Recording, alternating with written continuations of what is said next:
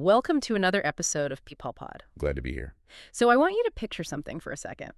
Think about a teenager who literally joined the Bloods at 16.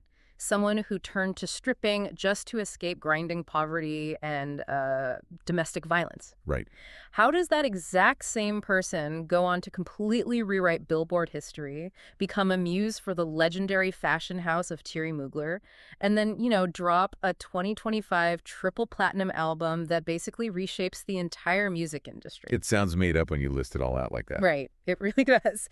But today we are doing a deep dive into the completely unprecedented life, career, and honestly, the massive cultural shockwave of Belcalis Almanzar. Better known to you and, well, the rest of the planet as Cardi B. Exactly. And I want to be super clear right off the top here. You do not need to be a hip-hop fan to find this story fascinating. No, not at all. Because what we're looking at today is an absolute masterclass in brand building. It is a study on how to navigate this modern era of cancel culture using radical authenticity. And she completely dismantled the Highlander rule of hip-hop. Yes. The Highlander rule, that unwritten, deeply toxic industry law that historically said, only one woman is allowed to succeed at a time. Yet to really understand the mechanics of how she broke that system, you have to look closely at the survival tactics she developed way earlier in her life. Because her foundation explains every strategic move she makes later, right? Exactly. I mean, she has this rich Afro-Caribbean heritage. Her father is Dominican, her mother is Trinidadian, and she grew up bouncing between Washington Heights and the Highbridge neighborhood of the South Bronx. Just a really tough, gritty environment to come up in. It was. And early on, she was simply trying to survive. She worked as a cashier at an Amish market grocery store in Tribeca. Wow, an Amish market. Yeah. But after getting fired from there and facing incredibly limited options, she basically walked across the street and started dancing at a strip club. Which she has never tried to hide. Never. She's always been brutally open about this. Stripping wasn't just a job for her, it was an escape mechanism. Right. It was literally how she earned enough capital to get out of an abusive relationship and ultimately try to go back to school. It makes me think of an analogy. Navigating the spotlight for most celebrities is like walking through a minefield in the dark, right? Oh, absolutely. They're terrified. Terrified of one wrong step. But for Cardi B, her radical transparency acts almost like a metal detector. She points out her own flaws, her past, her struggles, right out in the open before the public or the press can step on them. That is the exact mechanism that made her bulletproof. She took that unfiltered transparency she honed in the clubs and on the streets of the Bronx, and she weaponized it for the digital age. And this was around the early Vine and Instagram days, right? Yeah, around 2013, her videos started going massively viral. And, why did they go viral? It wasn't just because she was funny. Though she is incredibly funny. She is. But she actually managed to hack the social media algorithm of that era by shattering the curated perfection that was completely dominating early Instagram. Oh, right. Everyone else was posting those heavily filtered, perfectly aesthetic photos. Exactly. Aspirational content. Yeah. And meanwhile, here comes Cardi posting loud, aggressive, completely unabashed commentary about her life, her money, her ambitions. Which gave her this massive digital traction. And that's what landed her a spot on season 6 of VH1's reality show Love and Hip Hop New York. Yep. But this is where I really struggle to understand the industry dynamics. Because reality TV, it's usually a velvet rut for these people. A velvet rut. That's a good way to put it. People get stuck in that ecosystem forever, just trading on drama rather than actual talent. And record labels typically view reality stars as novelty acts, not credible MCs. How does she bypass that massive gatekeeping? Well, she bypassed the gatekeepers by securing the street's validation first. She didn't ask the industry for permission. She made a highly strategic move to actually leave reality TV after just 2 seasons. Wow, walking away from a guaranteed paycheck. Because she knew that staying meant her ceiling was just going to be a reality star, not an artist. So she leaves, she drops her gangsta bitch music mixtapes, and she leverages her massive digital audience to prove her commercial viability. Meaning the labels couldn't ignore the numbers. Right. And by 2017, she had signed with Atlantic Records. And then came Bodak Yellow. Oh, man. Bodak Yellow just felt like a cultural earthquake when it dropped. But from a music perspective, what actually made it work so well? It really came down to the mechanics of her delivery. She possessed this staccato bark. It was an aggressive, unapologetic New York Dominican accent that manipulated the rhythm of the track. Like she wasn't just reciting words. No, her voice acted as a percussive instrument that literally forced you to nod your head. And she didn't soften herself for pop radio either. Like there was no pop chorus. Exactly. She stayed loyal to rap's old rules, delivering these clever comedic punchlines that proved she wasn't just playing a character. And, I mean, the song climbed all the way to the top of the Billboard Hot 100. Which is a monumental achievement. It made her the first female rapper to top the Hot 100 with a solo single, since Lauryn Hill did it with Doo-Wop. That thing. Wait, Lauryn Hill did that in 1998? Yep. That is a 19-year gap. The industry just left a nearly 2-decade void where no solo female rapper reached #1. That's crazy to think about. And beyond that, she became the first person of Dominican descent to ever reach #1 in the history of the Hot 100. The industry gatekeepers basically had no choice but to follow her lead because the cultural demand was just too massive. But, building an empire that's funded by cultural capital, it puts an agonizing amount of pressure on the follow-up. Oh, for sure. Because releasing a massive debut single is like catching lightning in a bottle. Following it up is like being asked to build a power plant that runs on lightning. The pressure to not be a one-hit wonder must have been suffocating. It was immense. But she responded to that pressure mechanically with her 2018 debut studio album, Invasion of Privacy. And the statistics here are critical to understanding her dominance. Lame on me. Well, it debuted at #1, and it won the Grammy for Best Rap Album. Making her the first solo female artist in history to do that, right? Yes. Furthermore, in an era where streaming economics completely altered how we measure success, it became the first album in history to have all of its tracks certified platinum or higher by the RIAA. Every single track. Every single track. Just to understand the scale of that, it means every song on the album generated the equivalent of 1 million sales, blending physical purchases and digital streams. And the sonic footprint of that album was just so diverse. You had a track like I Like It with Bad Bunny and J Balvin. Such a massive hit. I mean, if we look at the music landscape now, Latin trap is everywhere. But back then, taking those Atlanta trap beats and fusing them with reggaeton rhythms and Latin instrumentation, that was instrumental in introducing the genre to a massive mainstream English-speaking audience. Absolutely. And then simultaneously, she's dropping Girls Like You with Maroon 5, completely dominating pop radio on the other side of the spectrum. And that absolute ubiquity led to a phenomenon that NPR actually defined as the Cardi effect. The Cardi effect. Yeah, brands realized her cultural markers reached way beyond the traditional rap world. The high fashion industry, which is notoriously exclusive and gatekept, completely embraced her. She wore archival Thierry Mugler to the Grammys. Which spearheaded a massive resurgence for that specific fashion house, if I remember correctly. Was did. The marketing mechanics here are brilliant because on one hand, Tom Ford names a lipstick after her and she sells out the entire inventory in 24 hours. She is fronting global campaigns for luxury houses like Balenciaga and Skims.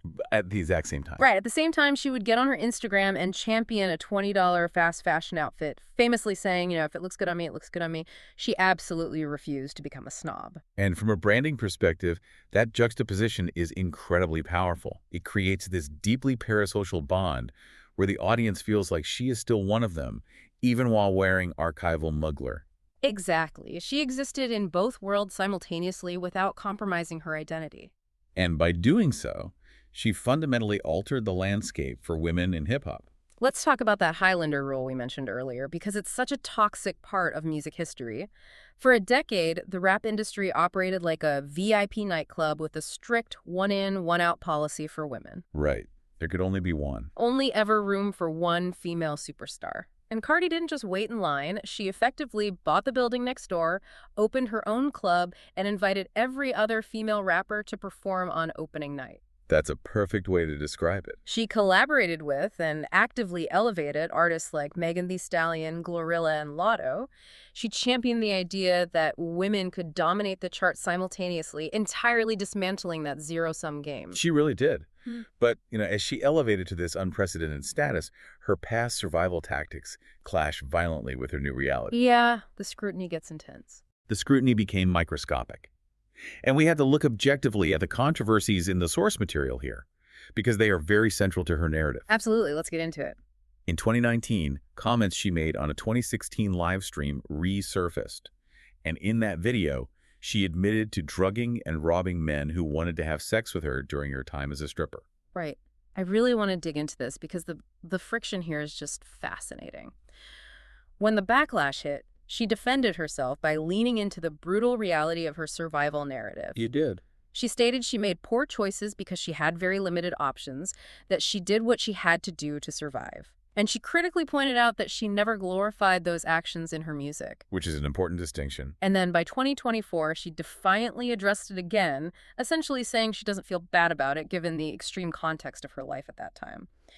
I find the public reaction to this incredibly telling about our culture. Well, doesn't this expose a massive double standard? We actively demand these gritty rags-to-riches stories from our artists. We want the street credibility in the music. But then the public acts completely horrified when the realities of surviving actual poverty aren't polite or pretty or legal. It feels like society wants the movie version of poverty, not the reality. That is exactly the philosophical tension at the heart of her public image.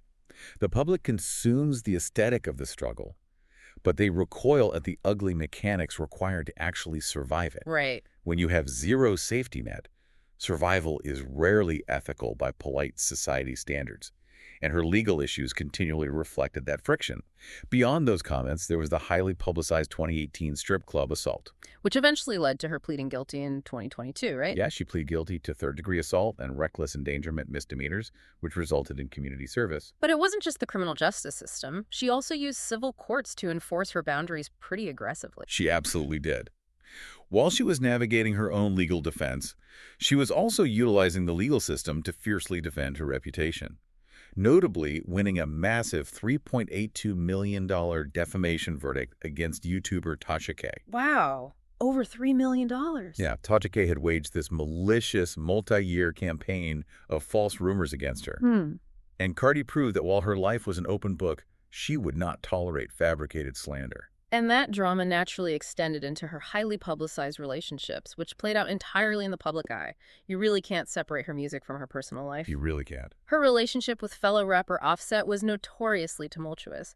They secretly married in 2017, had 3 children together, went through all these highly publicized breakups and reconciliations, and she officially filed for divorce in 2024. Yep. And then there was her late 2025 relationship with NFL player Stefon Diggs, which resulted in her 4th child before they split in early 2026. The drama surrounding her was constant, yet it never derailed her empire. Why didn't the traditional rules of celebrity scandal apply to her? Well, they didn't apply because she didn't hide. She leaned into her business acumen and her political convictions instead of retreating. Oh, her political involvement is fascinating. Let's look objectively at her civic involvement, because the mechanics of how she communicates policy are incredibly effective. During the 2016 presidential primaries, she was warning her fans about Donald Trump's immigration policies. Right. In 2020, she became a vocal surrogate for Bernie Sanders.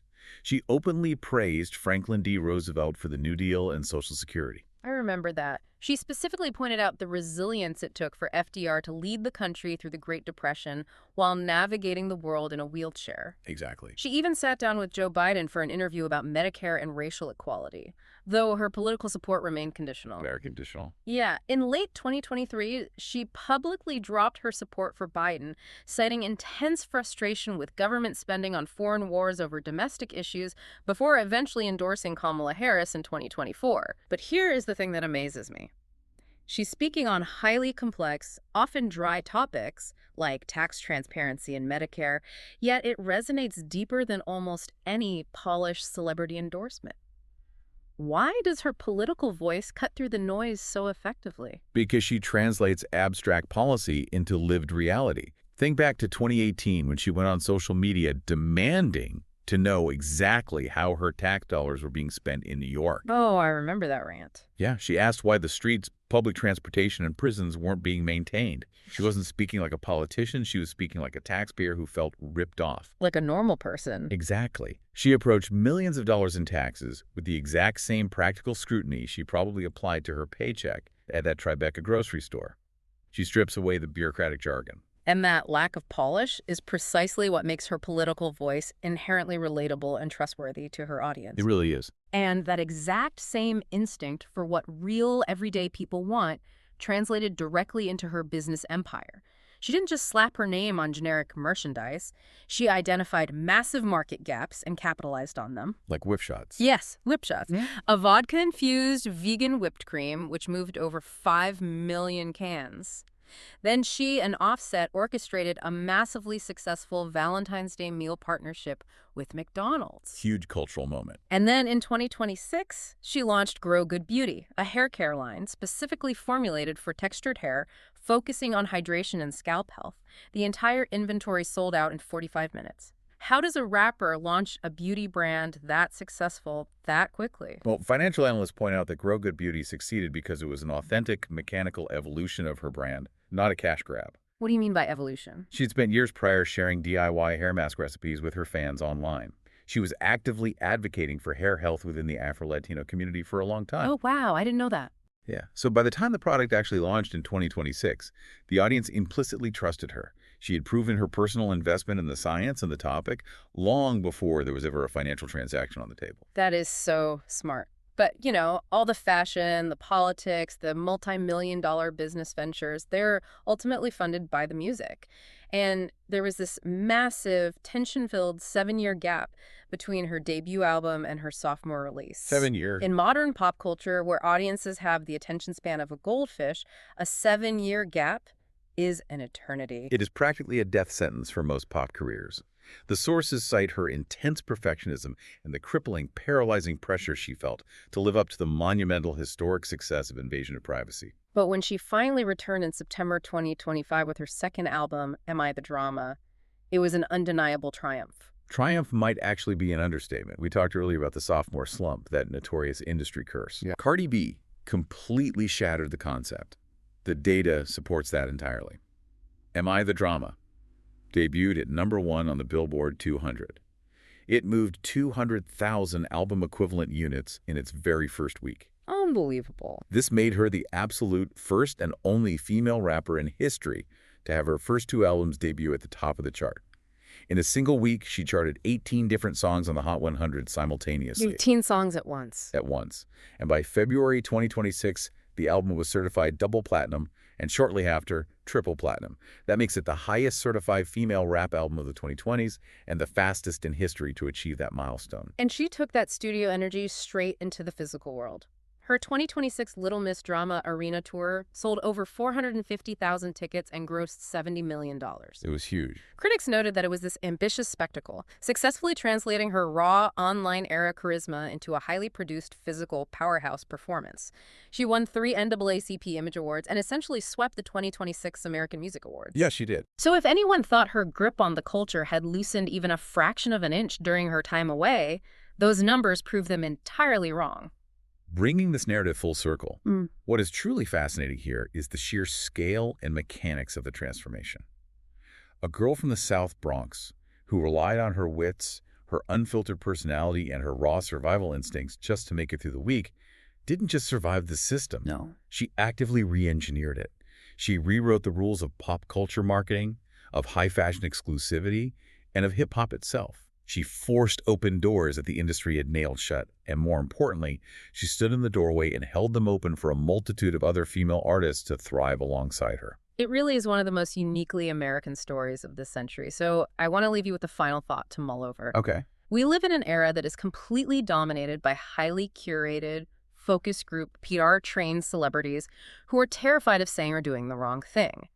Looking at the sheer mechanics of her rise based on these sources, does Cardi B's lasting, record-breaking success signal a permanent cultural shift? That's the big question. Right. Are audiences now going to demand this kind of raw, messy, unfiltered reality from all of their idols moving forward? Or, you know, is Belcalis Almanzar simply a once-in-a-generation anomaly, a lightning strike of personality, timing, and hustle that can never be replicated? That is the multi-million-dollar question the entertainment industry is desperately trying to figure out right now. Thanks for listening to People Out Pod. Keep tuning in for more stories worth knowing.